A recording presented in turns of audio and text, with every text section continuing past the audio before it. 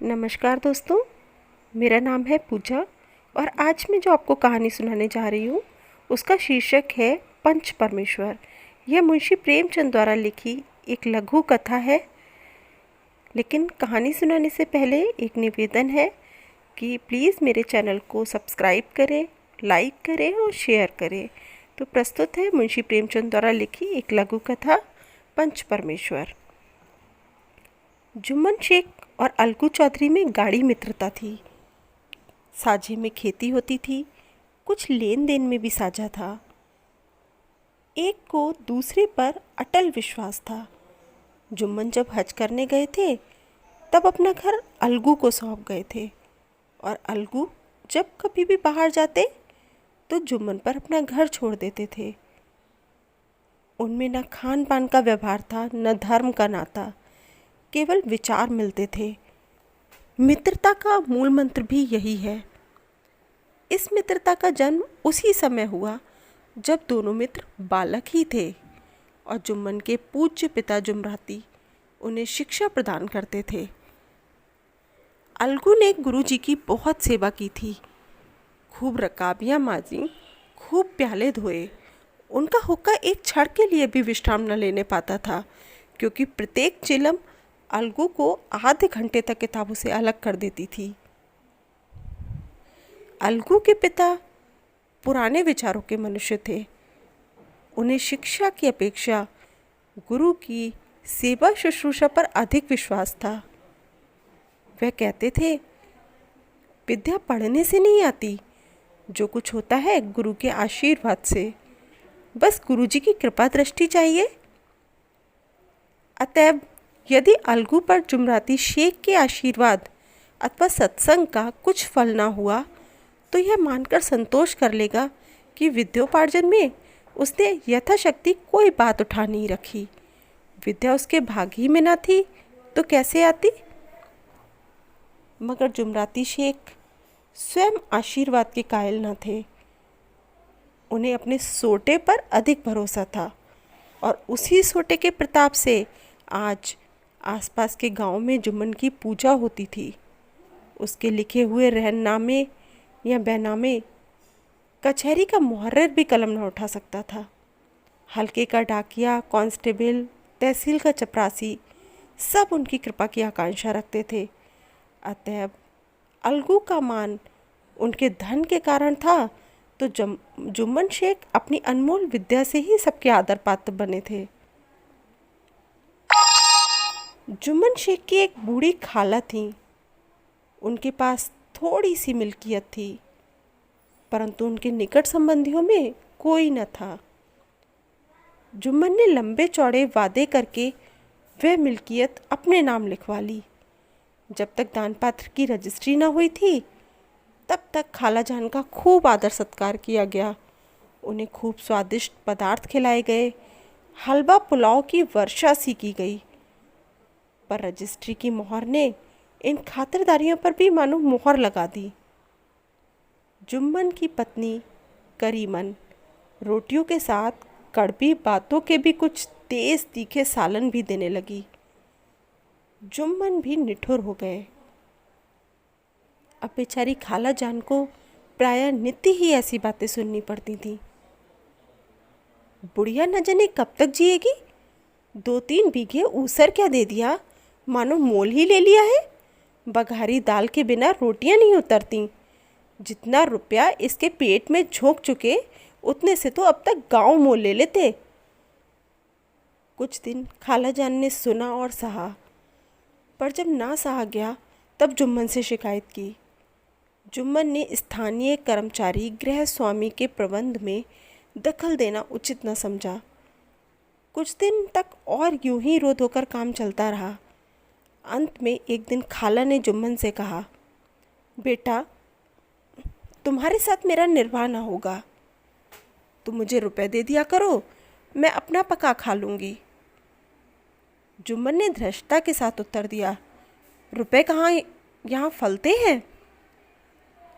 खाला ने नम्रता से कहा, मुझे कुछ रूखा सूखा चाहिए भी कि नहीं। जुम्मन ने गंभीर भाव से जवाब दिया, तो कोई यह थोड़ी ही समझाता कि तुम मौत से लड़कर आई हो। खाला बिगड़ गई। उन्होंने पंचायत करने की धमकी दी। जुम्मन हंसे, जिस तरह कोई शिकारी हिरन को जाल की तरफ देखकर मन ही मन हंसता है।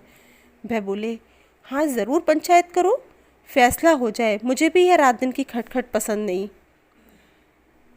पंचायत में किसकी जीत होगी, इस विषय पर जुम्मन को कुछ भी संदेह न था।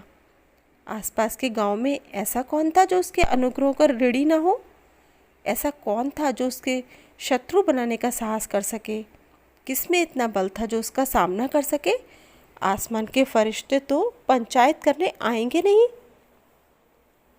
इसके बाद कई दिन तक बूढ़ी खाला हाथ में एक लकड़ी लिए आसपास के गांव में दौड़ती रहीं। कमर झुककर कमान हो गई थी। एक एक पग चलना दूभर था, मगर बात आ पड़ी थी, उसका निर्णय करना ज़रूरी था। बिरला ही कोई आदमी होगा जिसके सामने बुढ़िया ने दुख के आंसू न बहाए हों। किसी ने तो यूं ही ऊपरी मन से हूँ हाँ करके टाल दिया, और किसी ने इस अन्याय पर ज़माने को गालियाँ दी। कहा, कब्र में पाँव लटके हुए हैं, आज मरे कल दूसरा दिन, पर हवस नहीं मानती। अब तुम्हें क्या चाहिए? रोटी खाओ और अल्लाह का नाम लो। तुम्हें अब खेती बाड़ी से क्या काम है? कुछ ऐसे सज्जन भी थे जिन्हें हास रस के रसा स्वादन का अच्छा अवसर मिला। झुकी हुई कमर, पोपला मुंह, सन के बाल, इतनी सी सामग्री एकत्र हों तब हंसी क्यों ना आए? ऐसे न्याय प्रिय, दयालु, दीन वत्सल पुरुष बहुत कम थे जिन्होंने उस अबला के दुखड़े को गौर से सुना हो और उसे सांत्वना दी हो। चारों ओर से घूम घाम कर बेचारी अलगू चौधरी के पास आई, लाठी पटक दी और दम लेकर बोली, बेटा तुम भी दम भर के लिए मेरी पंचायत में चले आना। अलगू, मुझे बुलाकर क्या करोगी? कई गांव के आदमी तो आएंगे ही। खाला, अपनी विपत तो सबके आगे रो आई, अब आने ना आने का अख्तियार उनको है। अलगू, यूँ आने को आ जाऊंगा, मगर पंचायत में मुंह ना खोलूँगा। खाला, क्यों बेटा? अलगू, अब इसका क्या जवाब दूँ? अपनी खुशी? जुम्मन मेरा पुराना मित्र है, उससे बिगाड़ नहीं सकता। खाला, बेटा क्या बिगाड़ के डर से ईमान की बात ना कहोगे? हमारे सोए हुए धर्म ज्ञान की सारी संपत्ति लुट जाए तो उसे खबर नहीं होती, परंतु ललकार सुनकर वह सचेत हो जाता है, फिर उसे कोई जीत नहीं सकता।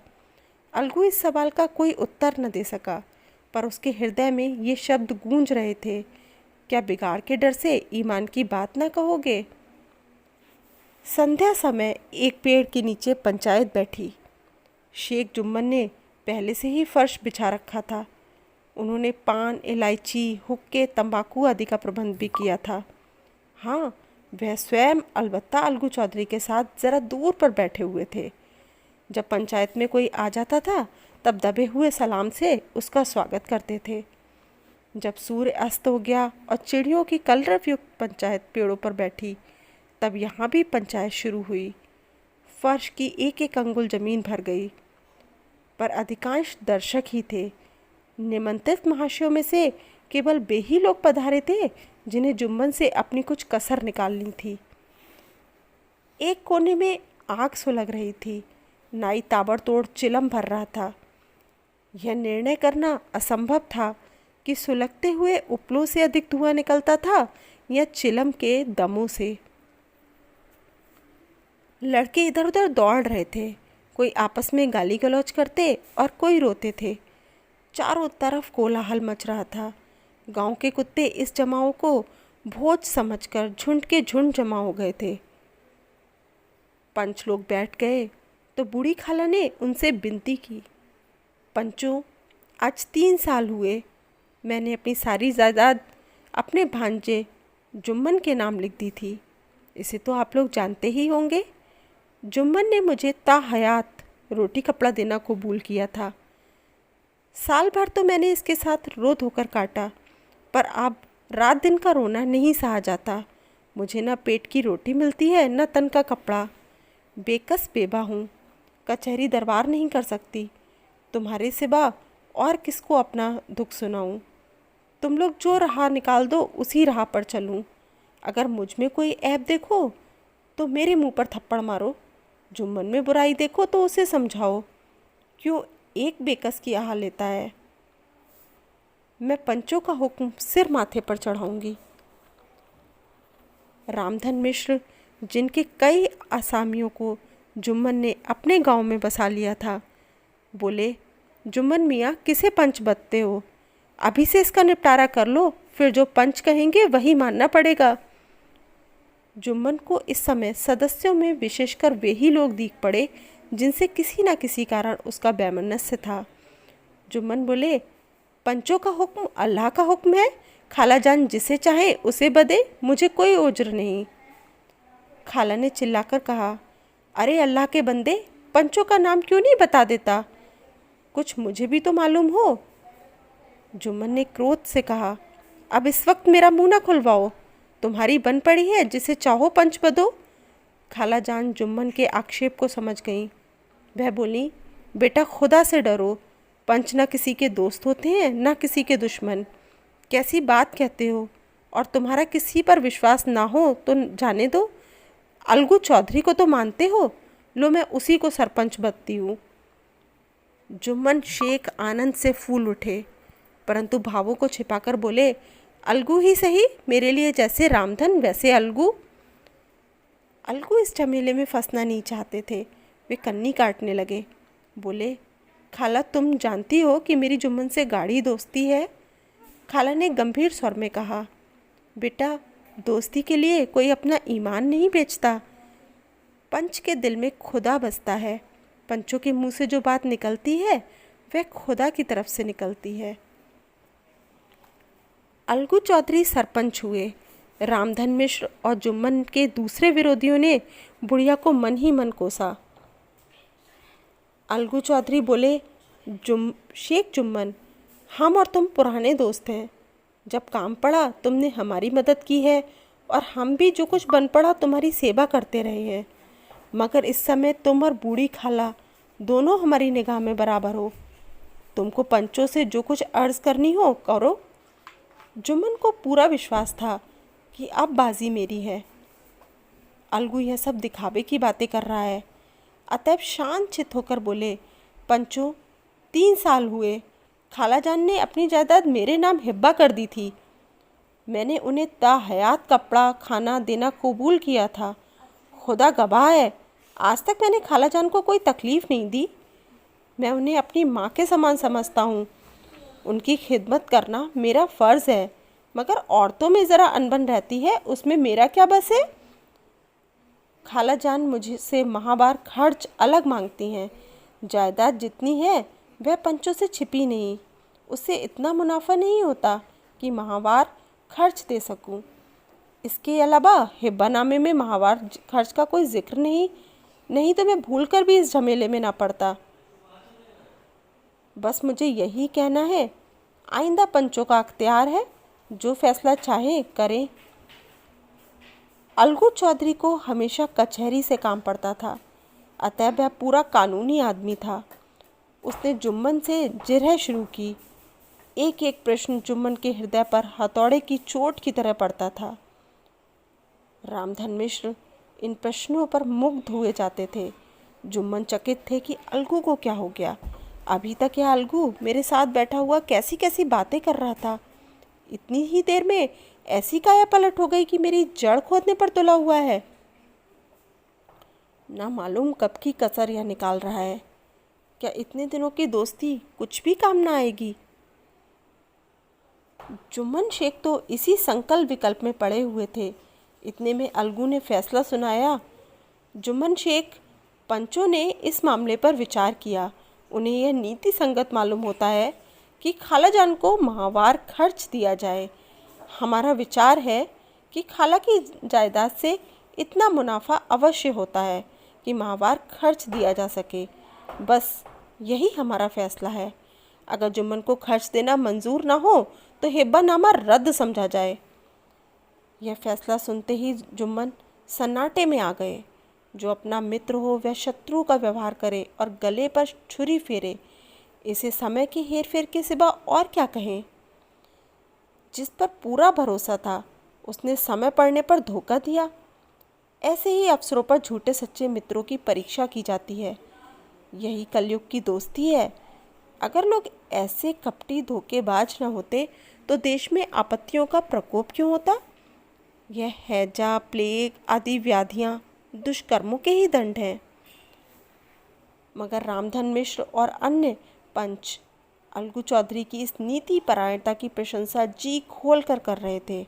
वे कहते थे, इसका नाम पंचायत है, दूध का दूध और पानी का पानी कर दिया। दोस्ती दोस्ती की जगह है, किंतु धर्म का पालन करना मुख्य है। ऐसे ही सत्यवादियों के बल पर पृथ्वी ठहरी है, नहीं तो कब की रसातल को चली जाती। इस फैसले ने अलगू और जुम्मन की दोस्ती की जड़ हिला दी। अब वे साथ साथ बातें करते नहीं दिखाई देते। इतना पुराना मित्रता रूपी वृक्ष सत्य का एक झोंका भी न सह सका। सचमुच वे बालू की ही जमीन पर खड़ा था। उनमें अब शिष्टाचार का अधिक व्यवहार होने लगा। एक दूसरे की आवभगत ज़्यादा करने लगे। वे मिलते जुलते थे, मगर उसी तरह जैसे तलवार से ढाल मिलती है। जुम्मन के चित्त में मित्र की कुटिलता आठों पहर खटका करती थी। उसे हर घड़ी यही चिंता रहती थी कि किसी तरह बदला लेने का अवसर मिले। अच्छे कामों की सिद्धि में बड़ी देर लगती है, पर बुरे कामों की सिद्धि में यह बात नहीं होती। जुम्मन को भी बदला लेने का अवसर जल्द ही मिल गया। पिछले साल अलगू चौधरी बटेसर से बैलों की एक जोड़ी गोई मोल लाए थे। बैल पछाई जाति के सुंदर बड़े बड़े सींगों वाले थे। महीनों तक आसपास के गांव के लोग दर्शन करते रहे। दैवयोग से जुम्मन की पंचायत के 1 महीने बाद इस जोड़ी का एक बैल मर गया। जुम्मन ने दोस्तों से कहा, यह दगाबाजी की सज़ा है। इंसान सब्र भले ही कर जाए, पर खुदा नेक बद सब देखता है। अलगू को संदेह हुआ कि जुम्मन ने बैल को विष पिला दिया है। चौधराइन ने भी जुम्मन पर ही इस दुर्घटना का दोषारोपण किया। उसने कहा, जुम्मन ने कुछ कर करा दिया है। चौधराइन और करीमन में इस विषय पर एक दिन खूब ही वाद विवाद हुआ। दोनों देवियों ने शब्द बाहुल्य की नदी बहा दी। व्यंग, वक्रोक्ति, अन्योक्ति और उपमा आदि अलंकारों में बातें हुई। जुम्मन ने किसी तरह शांति स्थापित की। उन्होंने अपनी पत्नी को डांट टपट कर समझा दिया। वह उसे उस रणभूमि से हटा भी ले गए। उधर अलगू चौधरी ने समझाने बुझाने का काम अपने तर्कपूर्ण सोटे से लिया। अब अकेला बैल किस काम का? उसका जोड़ बहुत ढूंढा गया, पर ना मिला। निदान यह सलाह ठहरी कि इसे बेच डालना चाहिए। गांव में एक समझू साहू थे। वह इक्का गाड़ी चलाते थे। गांव के गुड़ घी लाद कर मंडी ले जाते, मंडी से तेल नमक भर लाते और गांव में बेचते। इस बैल पर उनका मन लहराया। उन्होंने सोचा, यह बैल हाथ लगे तो दिन भर में बेखटके 3 खेप हों। आजकल तो एक ही खेप में लाले पड़े रहते हैं। बैल देखा, गाड़ी में दौड़ाया, बाल भौरी की पहचान कराई, मोल तोल किया और उसे लाकर द्वार पर बांध ही दिया। 1 महीने में दाम चुकाने का वादा ठहरा। चौधरी को भी गरज थी ही, घाटे की परवाह न की। समझू साहू ने नया बैल पाया तो लगे उसे रगेदने। वह दिन में 3-3, 4-4 खेपे करने लगे। न चारे की फिक्र थी, न पानी की, बस खेपों से काम था। मंडी ले गए, वहाँ कुछ सूखा भूसा सामने डाल दिया।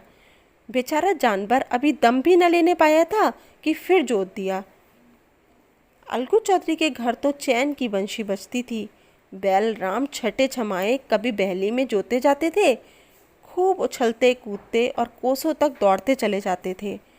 वहाँ बैलराम का रातिब था साफ पानी, दली हुई अरहर की दाल और भूसे के साथ खली।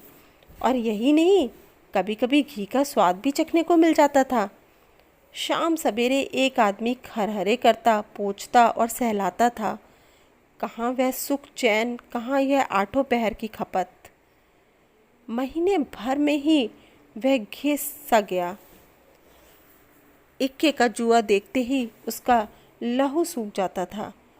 एक एक पल चलना दूभर था, हड्डियां निकल आई थीं, पर था वह पानीदार, मार की बर्दाश्त न थी। एक दिन चौथी खेप में साहू जी ने दूना बोझ लाद दिया।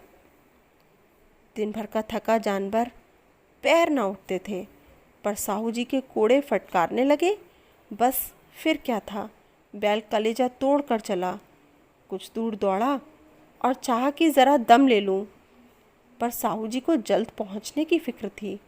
अतः उन्होंने कई कोड़े बड़ी निर्दयता से फटकारे। बैल ने एक बार फिर जोर लगाया, पर अब की बार शक्ति ने जवाब दे दिया। वह धरती पर गिर पड़ा और ऐसा गिरा कि फिर ना उठा। साहू जी ने बहुत पीटा, टांग पकड़कर खींचा, नथनों में लकड़ी ठूंस दी, पर कहीं मृतक भी उठता है। तब साहू जी को कुछ शक हुआ। उन्होंने बैल को गौर से देखा, खोलकर अलग किया और सोचने लगे कि गाड़ी कैसे घर पहुंचे। बहुत चीखे चिल्लाए, पर देहात का रास्ता बच्चों की आंख की तरह सांझ होते ही बंद हो जाता है। कोई नजर ना आया, आसपास कोई गांव भी न था। मारे क्रोध के उन्होंने मरे हुए बैल पर और दुर्रे लगाए और कोसने लगे, अब आगे तुझे मरना ही था तो घर पहुंचकर मरता। ससुरा बीच रास्ते में ही मर रहा, अब गाड़ी कौन खींचे। इस तरह साहू जी खूब जले भुने। कई बोरे गुड़ और कई पीपे घी उन्होंने बेचे थे।